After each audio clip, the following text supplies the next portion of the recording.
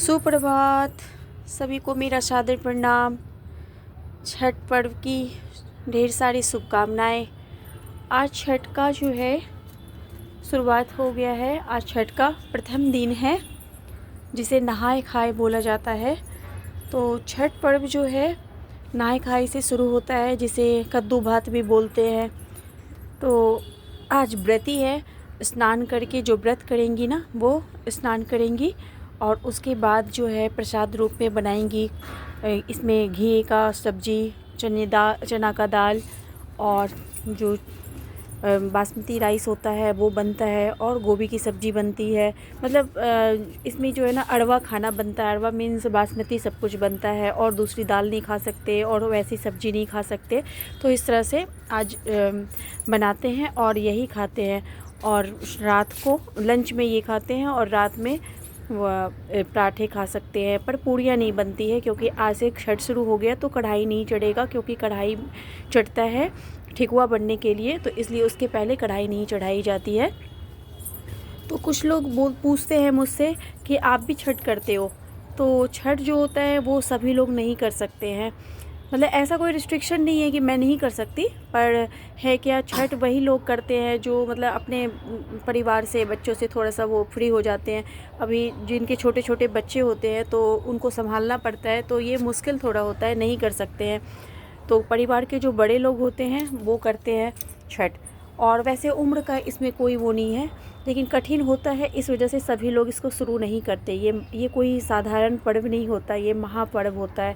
तो इसमें बहुत सारे नियम होते हैं, तो इस वजह से सभी लोग नहीं करते। जैसे हमारे घर में दादी सास करती थी, फिर वो सासू माँ को दी। अब मेरी सासू माँ भी नहीं करती है, अब हमारी छोटी सास करती है।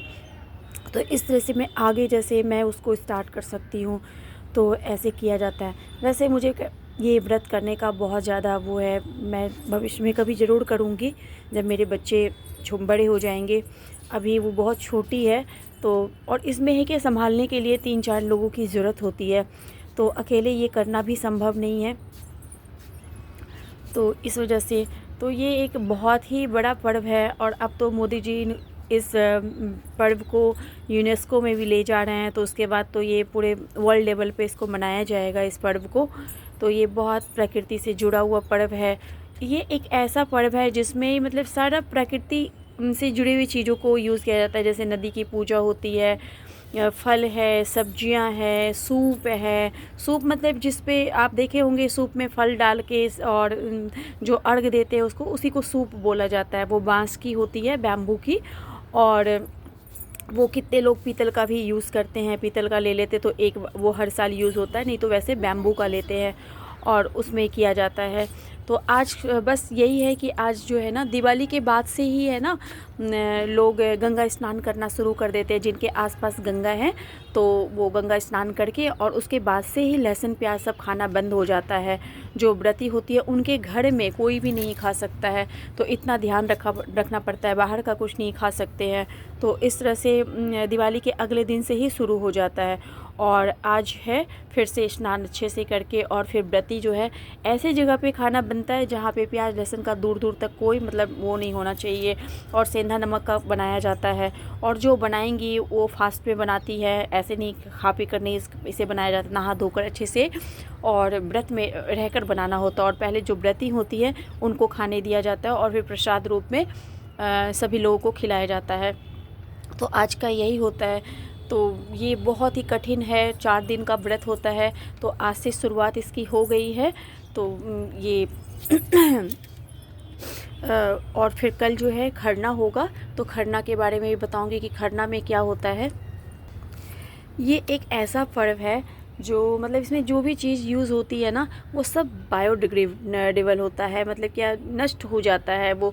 और प्लास्टिक का तो दूर दूर तक उपयोग नहीं होता है। तो ये बहुत ही मतलब ऐसा पर्व मुझे नहीं लगता कि कोई और होता है, तो बहुत ही अच्छा लगता है। एक मतलब बिहार में तो बहुत अच्छे से मनाया जाता है इसको, बहुत धूमधाम से। अब तो दिल्ली में, महाराष्ट्र में, हर जगह ही बहुत अच्छे से हो रहा है। और ये कोई पर्व कोई मतलब बोलते ना बिहारियों का, ऐसा कुछ नहीं है। ये इसलिए बिहार में ज़्यादा इसको मतलब मान्यता है क्योंकि जो राजा कर्ण थे वो अंग देश के थे, और वो अंग देश जो है वो भागलपुर में पड़ता है। और वो जो है सबसे पहले वही सूर्य की सॉरी आराधना शुरू किए थे। उनको सूर्यपुत्र भी बोला जाता है। तो बहुत सारी मान्यताएं हैं कि कुंती करती थी छठ का व्रत।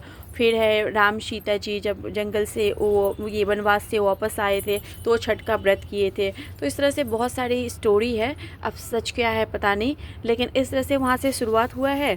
तो इसलिए बोलते हैं बिहार का पर्व है, लेकिन ऐसा नहीं है, सभी लोग इसको कर सकते हैं, कोई भी कर सकता है।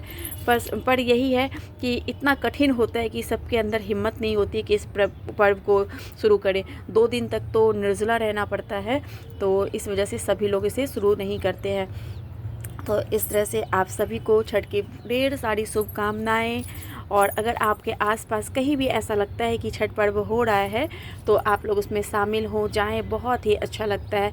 मतलब आप जो भी ये एक ऐसा पर्व है जो वो स्पेसिफाई नहीं है कि पति के लिए करना है, बच्चों के लिए करना है। जैसे बोलते हैं ना कि ये पति का व्रत है, ये बच्चों का व्रत है। ये एक ऐसा पर्व है जो हम सभी के लिए करते हैं, पति के लिए, भाई बहन सभी के लिए करते हैं। तो इस वजह से ये महापर्व कहलाता है। तो धन्यवाद आप सभी को, और छठ में शामिल हों और इसको आप भगवान से जो भी हो, सूर्य भगवान से, छठ माता से प्रार्थना करें, आप लोगों की सभी की मनोकामनाएं पूर्ण हो। Thank you.